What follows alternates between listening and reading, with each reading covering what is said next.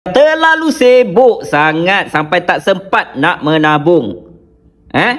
Kerjanya terlalu sibuk. Tak tahulah apa yang disibukkan ya. Okey, Ecomas Public Gold.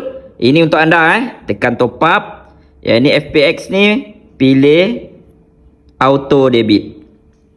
Okey. Kemudian boleh set tiap-tiap bulan nak menabung berapa. Contoh menabung 100. Takkan 100 je, lebihlah sikit. Contoh 100 kan. Okey, kemudian duration ni nak buat berapa? Nak buat setahun ke, 2 tahun, 3 tahun.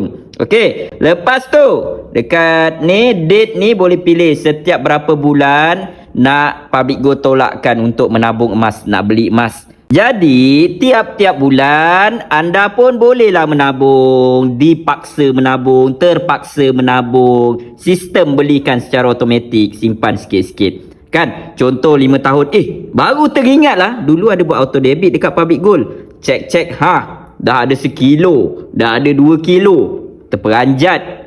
Kan, jadi siapa yang sibuk, yang tak sempat nak menabung, dia tak reti nak guna sistem, buat je auto debit. Okey, siapa yang belum lagi ada akaun Public Gold, boleh tekan beg biru ataupun link di bio dan sebagainya. Jom, auto debit sekarang.